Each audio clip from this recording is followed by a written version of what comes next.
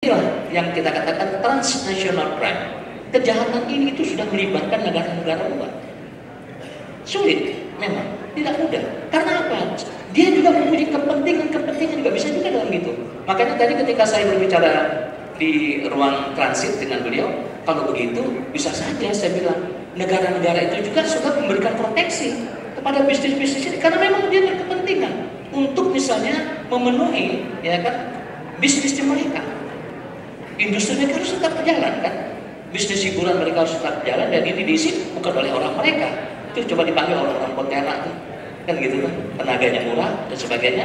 Nah mereka dengan cara macam-macam itu tadi organisasi crime itu tadi mengembangkan untuk kemudian terpikat kan kesana dia pada akhirnya. Jadi dengan keempat inilah yang saya katakan human trafficking ini anatominya dia dalam perspektif ekonomi crime dan ini salah satu persoalan besarnya. Karena ini beda dengan kejahatan yang lain, pembunuhan beda, ya kan? Kalau pembunuhan mereka dendam selesai dendam selesai. Tapi bisnis dalam perspektif ekonomi crime dia akan tumbuh berkembang. Nah ini juga saya terakhir gini, mengapa ini bisa terjadi? Ini yang saya katakan Pak Ibu Bu Anies, telah terjadinya metamorfosa ideologi kapitalisme yang semulanya memandang kapital itu adalah misalnya kebendaan. Tetapi kemudian komoditi itu manusia juga. Manusia sudah menjadi komoditi dalam bisnis mereka. So MCM jadi money, commodity and money lagi. Komoditinya itu manusia sekarang. Ini metamorfosa yang terjadi dalam sistem kapitalisme luar biasa tadi. Sehingga yang semulanya manusia sebagai subjek tempatkan sebagai objek, itulah komoditinya kita.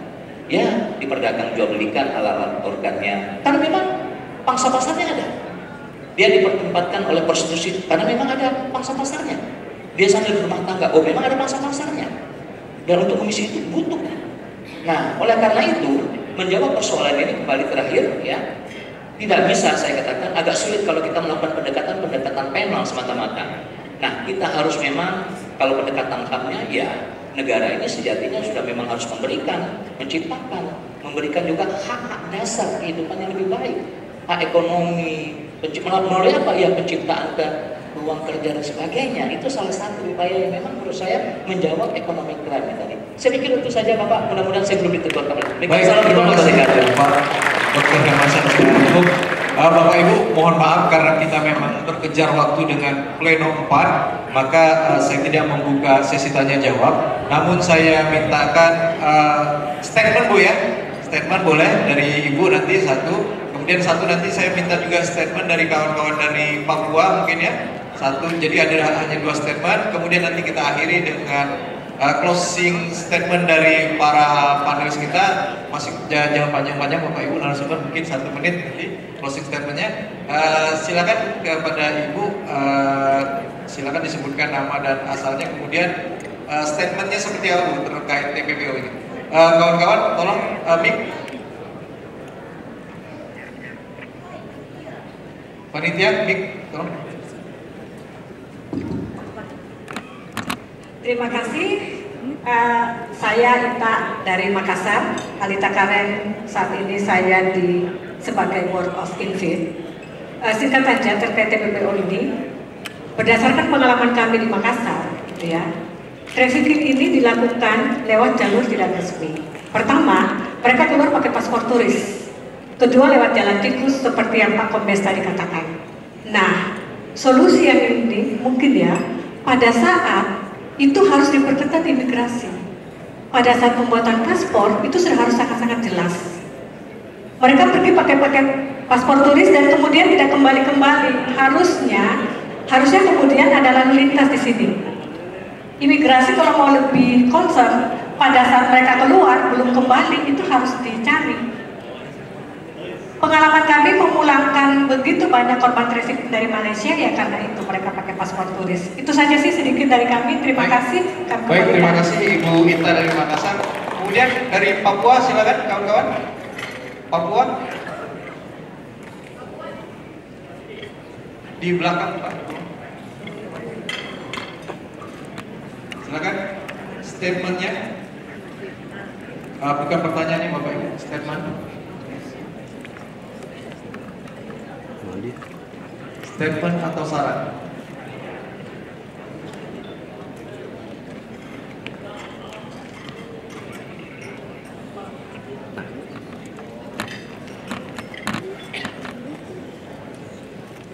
Baik, silakan.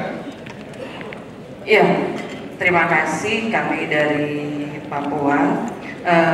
Terima kasih untuk kesempatannya. Statement kami siap mendukung pemerintah pusat dalam kasus-kasus human trafficking ini. Kalau kami di Papua, kalau kasus seperti ini itu tidak ada.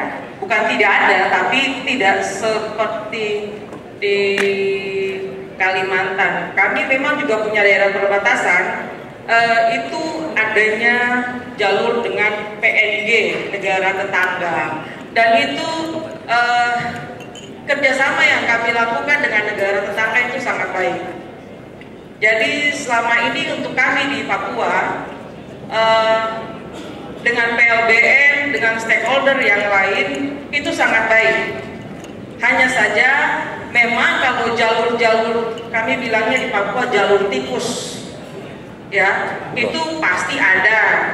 Tapi itu hanya untuk masyarakat di kampung saja, seperti itu. Dan kalau untuk seperti human trafficking, kami di sana bukan isunya, tidak ada. Paling di sana hanya peredaran ganja dan lain-lain. Terima kasih, dan kami sangat mendukung sekali untuk kerjasama dengan semua sektor stakeholder. Terima kasih. Baik, terima kasih kawan-kawan dari Papua. Selanjutnya untuk menutup sesi ini kami mintakan closing statement dari para panelis, dimulai dari Pak Hermansyah dulu ya. Oke. Dimulai dari Pak Dr. Hermansyah, silakan Pak. Baik, terima kasih. Setelah pemeriksaan mungkin aja sesuai dengan tema human trafficking dalam pencegahan dan penanganan yang berupa perspektif hak.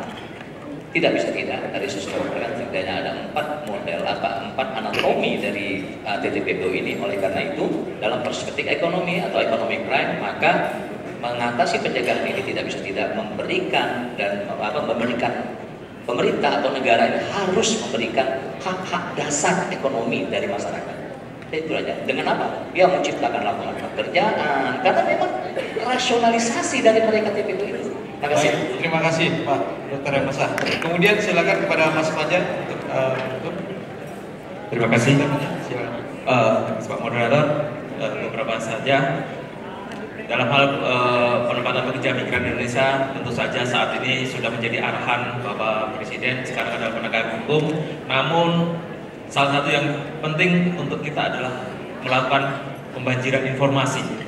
Informasi tidak hanya dari satu pihak, banjirkan informasi peluang kerja yang ada di luar negeri, skema-skema yang ada, banjiri informasi tentang migrasi aman, beserta aturan dan aturan maupun tata kerjanya. Yang ketiga adalah kemudahan dalam memberikan pelayanan terhadap pekerja di luar negeri.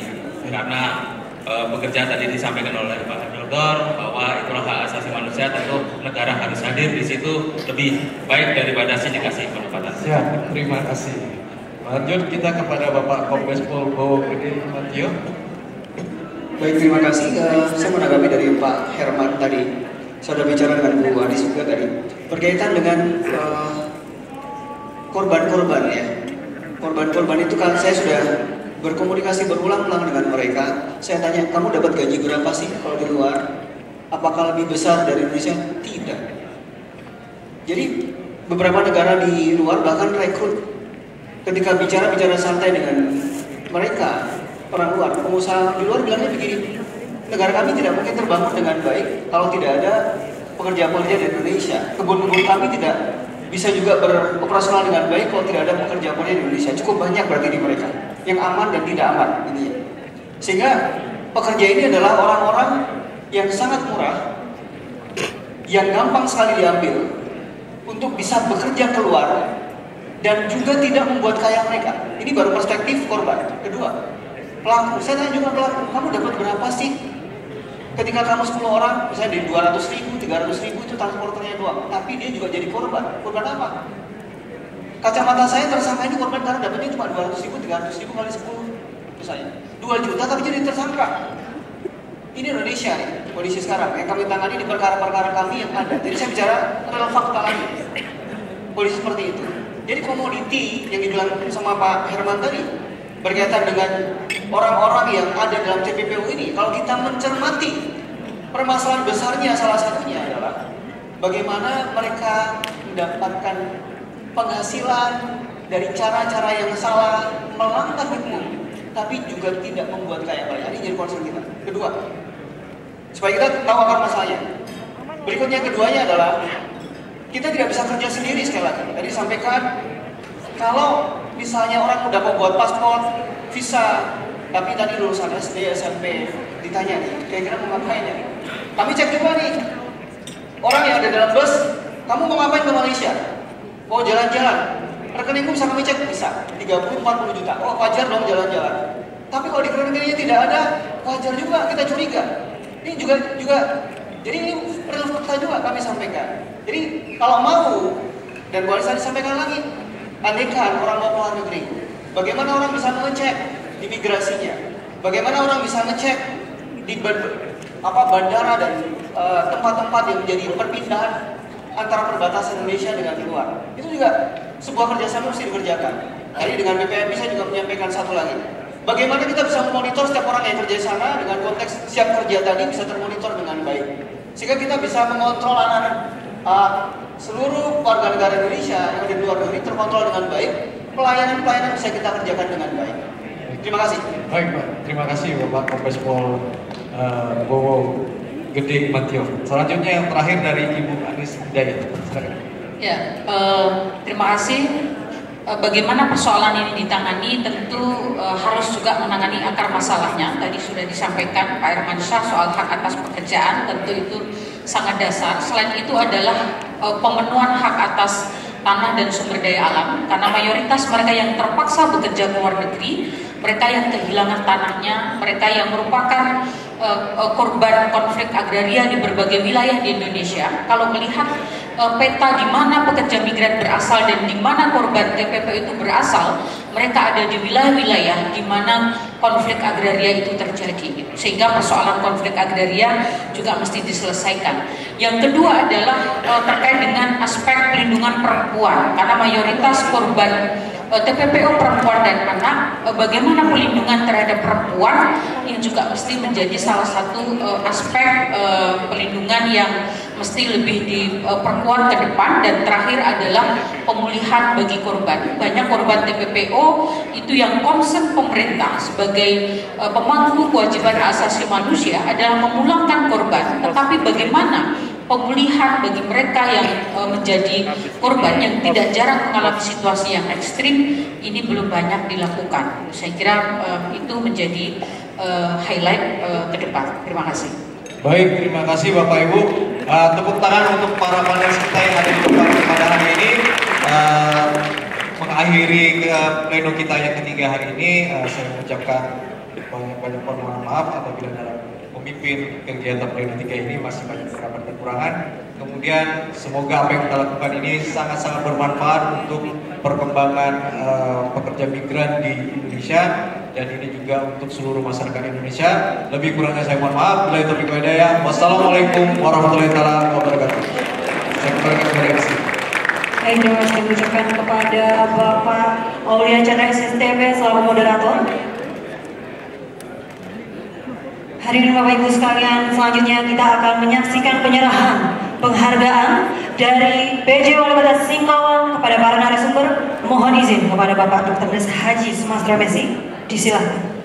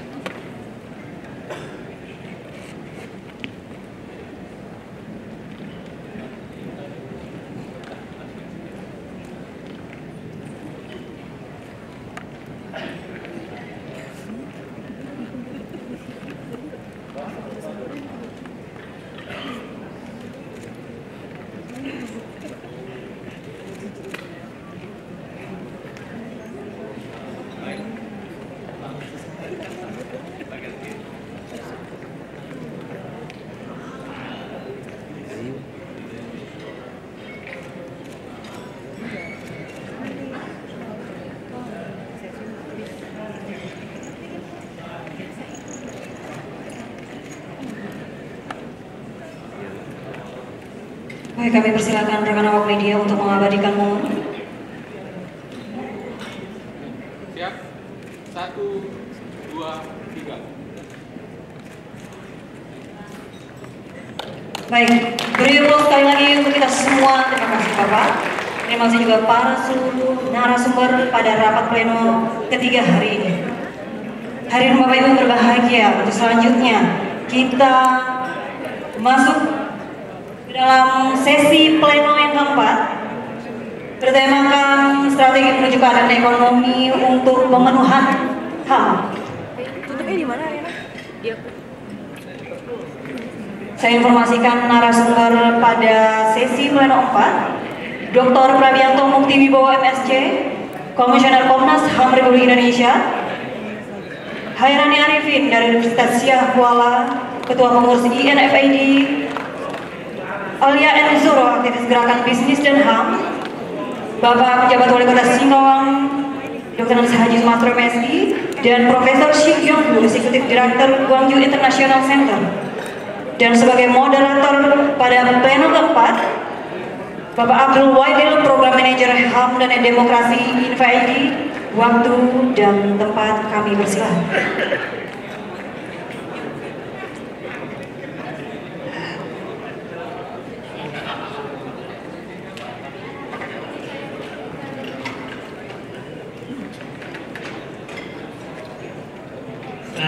Terima kasih. Selamat siang Bapak Ibu semua. Assalamualaikum warahmatullahi wabarakatuh. Salam sejahtera untuk kita semua. Om Swastiastu, Namo Buddhaya, salam kebajikan. Bapak Ibu yang saya hormati, pada hari kemarin kita telah berbicara panjang lebar terkait dengan pemenuhan hak asasi manusia dalam kategori hak sipil dan politik. Kemarin kita bicara tentang pemilu, kita bicara tentang toleransi, kita bicara tentang perdamaian. Yang semuanya mengarah pada pemenuhan hak sipil dan politik maksud saya. Pada saat ini kita juga sedang menyaksikan ada salah satu capres-cawapres yang sedang melakukan konferensi pers. Itu bagian dari apa yang kita bicarakan tentang hak sipil dan politik. Pada hari ini kita bicara tentang pemenuhan hak ekonomi, sosial, dan budaya. Pagi tadi kita bicara tentang human trafficking, dan kali ini kita akan bicara lebih khusus, lebih spesifik tentang bagaimana pemenuhan hak ekonomi untuk pemenuhan hak asasi manusia di Indonesia. Bapak Ibu yang saya hormati, ada 5 narasumber yang akan menjadi bagian penting dalam proses pleno di siang hari ini. Saya akan memanggil 3 narasumber tersebut.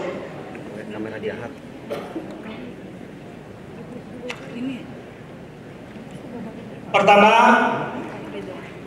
Bapak Dr. Prabianto Mukti Wibowo, Komisioner Hak Asasi Manusia, Komisioner Komnas HAM.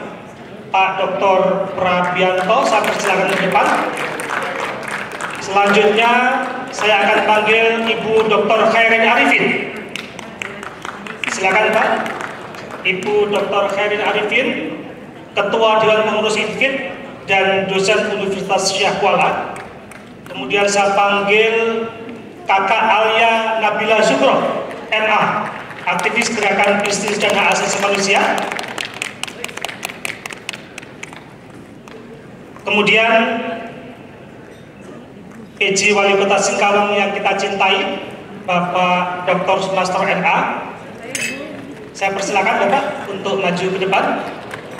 Kemudian ada salah satu tokoh di Gwangju, di kota Gwangju. Saya akan panggil Profesor Shin Yong-gu, Eksekutif Direktur Gwangju International Center.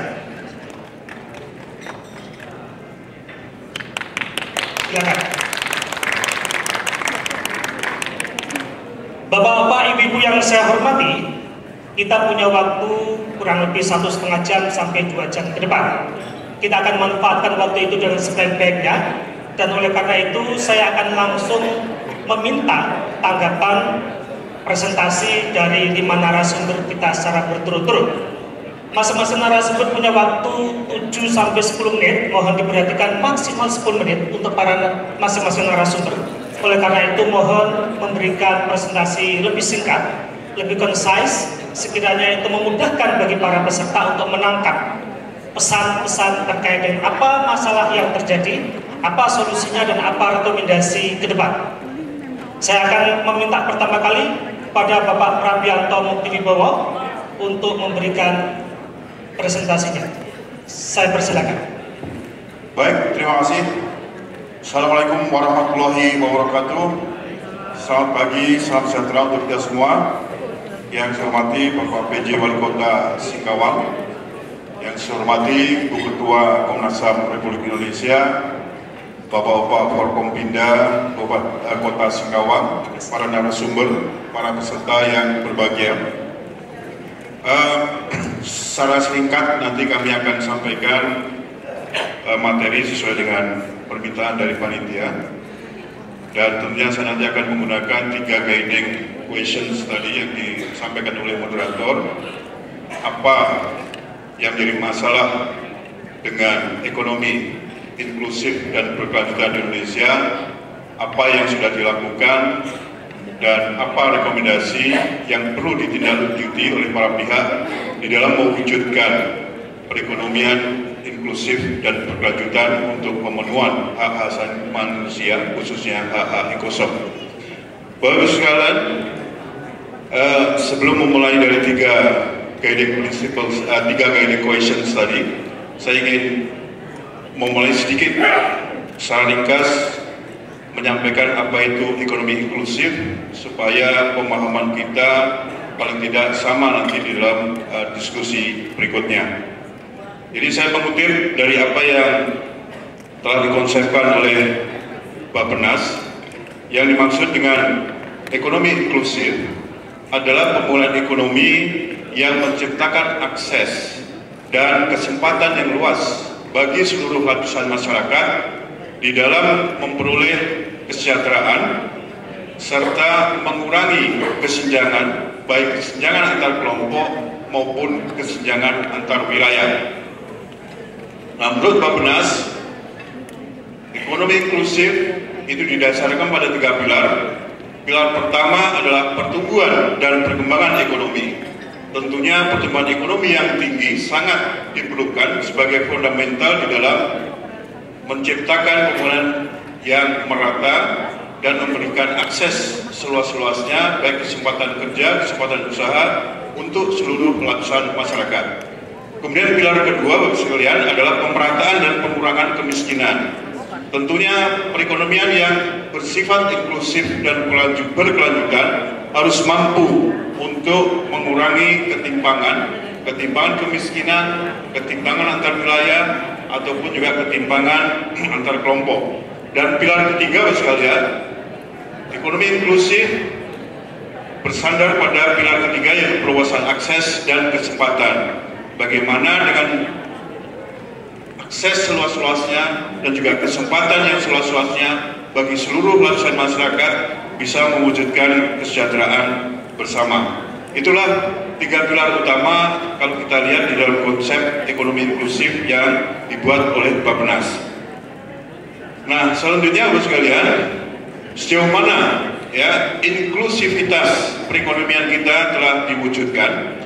Kita lihat dari masing-masing pilar, Bapak sekalian. Nampaknya pilar pertumbuhan ekonomi ini memang masih kurang dari apa yang kita harapkan, meskipun kita telah menikmati pertumbuhan ekonomi yang cukup stabil di angka 5,sekian% selama beberapa tahun terakhir setelah kita mengalami shock yang cukup dalam akibat pandemi COVID-19.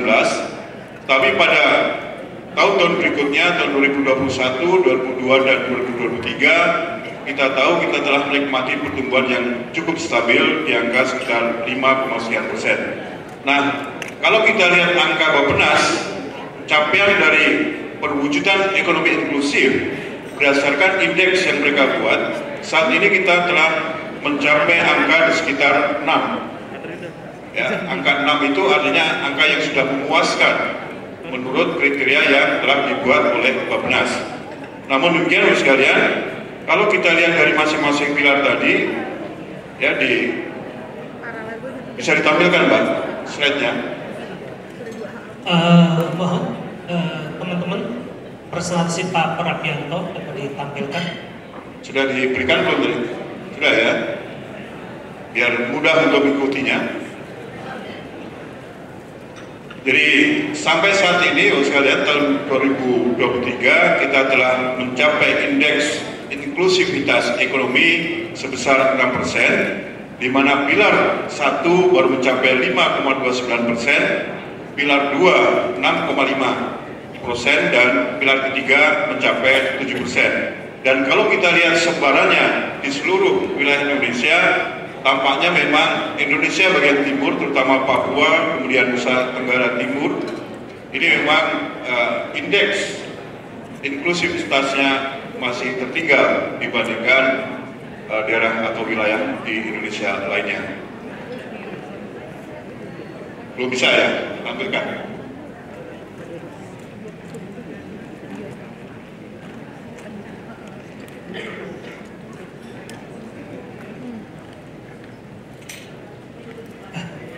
Mohon maaf Pak Moderator. Siap. Ada gangguan teknis kemana? Oh sudah, kalau sebelah kiri ya, kita kanan belum. Baik, saya lanjutkan kalau begitu sambil mendengarkan dan sambil menunggu tampilan di screen.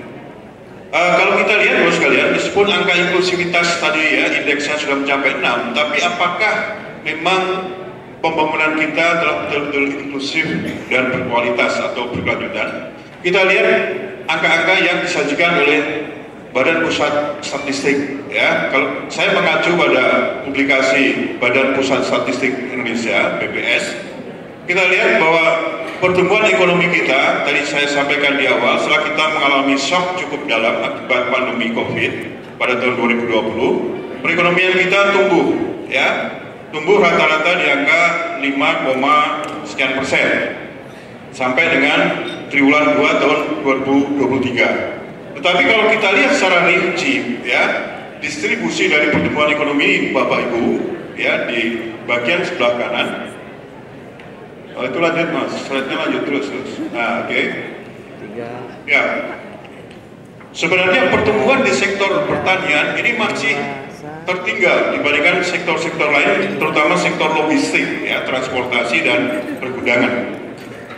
Sektor pertanian kita yang diharapkan atau yang selama ini secara katakanlah real telah menyerap sebagian besar tenaga kerja di Indonesia, ini pertumbuhannya hanya sekitar 2,02%. Artinya Bapak sekalian, bahwa kesempatan kerja atau pertumbuhan ekonomi yang ada di pertanian ini masih belum mampu, ya, untuk mendukung pemberian akses seluas-luasnya untuk kesempatan kerja. Kemudian juga 2 menit lagi. Baik. Kemudian juga kalau kita lihat dari penyebarannya, ya, pertumbuhan ekonomi di Indonesia ini masih disumbang PDB dari Pulau Jawa kurang lebih 57%. Jadi kegiatan ekonomi sampai saat ini masih didominasi kegiatan ekonomi di Pulau Jawa. Baik, lanjut. Kalau kita lihat dari tingkat Gini rasio, ya, meskipun sudah ada perbaikan dalam tahun-tahun terakhir, tetapi kalau kita lihat pada Maret 2023, Gini rasio kita meningkat dibandingkan tahun-tahun sebelumnya. Ini artinya apa? Telah terjadi ketimpangan pendapatan ataupun ketimpangan pengeluaran, ya, secara nasional yang terus melebar. Artinya ada jarak antara yang miskin dan yang kaya. Kalau kita lihat perbandingan antara kota dan desa, Gini rasio yang lebih tinggi itu terjadi di wilayah perkotaan. Lanjut, kalau kita lihat ketimpangan indeks gendernya antara laki dan perempuan masih cukup timpang, ya, baik dalam akses memperoleh kesempatan kerja, akses kesehatan, akses pendidikan dan seterusnya masih didominasi oleh kelompok pria. Lanjut, kalau kita lihat dari profil kemiskinan, ini pun juga kita lihat ada ketimpangan antara wilayah dan perkotaan. Di Pulau Jawa khususnya, kemiskinan banyak terjadi di wilayah perkotaan. Sementara di luar Jawa, kemiskinan banyak terjadi di sektor-sektor pertanian. Demikian juga Bapak sekalian, kalau kita lihat angka tenaga kerjaan, meskipun ada perbaikan di dalam tingkat pengangguran terbuka yang terus menurun kecenderungannya, tetapi kita lihat secara detail bahwa angka pekerja yang paruh waktu, ya, artinya pekerja informal, ini cukup tinggi. Jadi pekerjaan jenis pekerjaan yang formal ini tidak terbuka secara luas, tetapi masih didominasi dengan para pekerja informal. Nah, Bapak sekalian, pertanyaan kedua sekarang, apa yang sudah dilakukan oleh pemerintah? Kita tahu Bapak sekalian, kebijakan ekonomi kita, katakanlah mulai dari Orde Baru sampai Orde Reformasi sekarang, ini masih mengedepankan pada pendekatan pemerataan ekonomi. Pemerataan ekonomi tentunya tidak mencukupi, ya, untuk mewujudkan keadilan ekonomi bagi seluruh masyarakat. Gak ada ilustrasinya ya. Sorry, saya sebenarnya menunjukkan gambar yang cukup bagus, ingin menunjukkan apa yang sudah dilakukan oleh pemerintah selama ini sebenarnya. Tapi sayangnya ada gangguan teknis kalau sekalian. Jadi intinya bahwa apa yang sudah dilakukan pemerintah dengan pemerataan ekonomi tidak cukup untuk bisa mewujudkan keadilan ekonomi dalam mewujudkan ekonomi yang inklusif.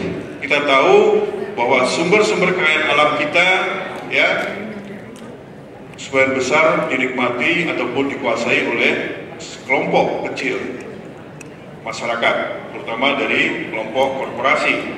Kemudian juga berbagai kemudahan di dalam berusaha terus diberikan kepada korporasi, begitu juga insentif fiskal, maupun juga sekarang ramai dengan adanya proyek-proyek strategis nasional yang pada intinya menimbulkan karpet gerak pada para investor. Di sisi lain, pada masyarakat kita tahu masyarakat hanya diberikan, ya, katakanlah BLT, kartu sehat, kartu pintar untuk program-program safety net. Tetapi juga kita tahu bahwa akses untuk memperoleh lahan misalnya ini sangat sulit bagi masyarakat untuk mendapatkannya dibandingkan dari kelompok korporasi. Sehingga dari gambaran ini Bapak sekalian, sekedar pemerataan itu tidak mencukupi, tetapi juga harus diberikan rasa keadilan bagi masyarakat dengan memberikan porsi bantuan yang lebih besar dan kemudahan akses perekonomian yang lebih besar kepada kelompok-kelompok masyarakat kecil. Itu yang ingin sampaikan. Kemudian terakhir Pak, mohon izin Pak Moderator. Jadi rekomendasi yang ini kami sampaikan Bapak sekalian, di dalam mencapai pembangunan ekonomi yang inklusif dan berkelanjutan, mari kita kembali kepada konstitusi kita pada pasal 33 Undang-Undang Dasar 1945 yang telah memberikan mandat, ya, untuk menciptakan sistem perekonomian usaha bersama berdasarkan atas asas kekeluargaan. Ini yang perlu untuk kita renungkan dan perlu untuk kita jalankan, bagaimana kita membalik arah sistem perekonomian kita dari sistem pasar ke sistem berdasarkan konstitusi di pasal 33 tadi. Selanjutnya secara konkret Bapak sekalian, rekomendasi apa yang bisa dilakukan oleh para pihak, khususnya pihak pemerintah, baik pemerintah pusat maupun pemerintah daerah. Yang pertama, pemerintah diharapkan bisa lebih aktif lagi. Aktif dalam arti untuk memberikan pemenuhan hak-hak ekonomi, sosial, dan budaya kepada masyarakat. Jangan sistem ekonomi kita dilepas pada pasar, tetapi harus ada intervensi kebijakan dari pemerintah untuk bisa mengatur pemanfaatan sumber kekayaan alam, misalnya pemberian akses permodalan, dan seterusnya. Yang kedua, tentunya kita harus mewujudkan pembangunan yang berorientasi pada kemandirian. Sudah saatnya kita harus mandiri, tidak harus bergantung pada sumber-sumber dari impor. Kemudian juga penegakan hukum atau law enforcement harus kita perkuat dan kita jalankan secara konsisten. Dan yang lebih penting lagi, kembali ke undang-undang tadi, undang-undang dasar maksud saya, sektor-sektor usaha yang menyangkut hajat hidup orang banyak harus sepenuhnya dikuasai oleh negara untuk kemakmuran bersama. Dan yang terakhir, rekomendasi kita tentunya sebagaimana komitmen pemerintah Indonesia untuk mewujudkan atau untuk mencapai target-target pembangunan yang berkelanjutan, ada satu prinsip utama di dalam SDGs, yaitu leave no one behind. Artinya kita harus bisa mengangkat semua masyarakat, lapisan masyarakat untuk ikut berpartisipasi dan memperoleh akses ekonomi secara adil. Demikian Bapak sekalian, apa yang bisa saya sampaikan pada kesempatan ini. Terima kasih. Wassalamualaikum warahmatullahi wabarakatuh. Waalaikumsalam warahmatullahi wabarakatuh. Tepuk tangan kita semua. Terima kasih Pak Prabianto. Pak Prabianto, beliau bicara lebih spesifik bagaimana kebijakan pembangunan ekonomi yang inklusif dan berkelanjutan. Kalau melihat 5% pertumbuhan, orang berharap ada ke sektor atau faktor keberlanjutan yang optimis. Tetapi apa yang disampaikan oleh Pak Prabianto memberikan kita pertanyaan besar, terutama terkait dengan inklusivitas. PDB kita menunjukkan bahwa sektor pertanian atau pertumbuhan kita juga menunjukkan bahwa sektor pertanian merupakan sektor yang paling rendah pendapatannya, nilai petaninya juga rendah, gitu. Yang karena itu kita masih selalu berpikir bahwa sebagian besar masyarakat Indonesia yang notabene itu adalah petani, mereka tidak terlibat secara langsung dalam proses pertumbuhan ekonomi kita. Ada beberapa rekomendasi, ada beberapa kebijakan yang telah dilakukan oleh pemerintah, tapi menurut Pak Prabianto masih lemah dan masih sulit, masih kurang bisa memberi dorongan agar pertumbuhan ekonomi bisa sungguh-sungguh inklusif melibatkan banyak pihak warga negara. Dan rekomendasinya dua hal. Pertama, bagaimana pemerintah sungguh-sungguh melanjutkan, melaksanakan pesan UUD 45 atau dalam pasal 33, bagaimana semua kekayaan negara dikuasai oleh negara untuk bumi dan air dikuasai oleh negara untuk kesejahteraan seluruh warga negara, dan bagi warga negara sendiri harus terlibat.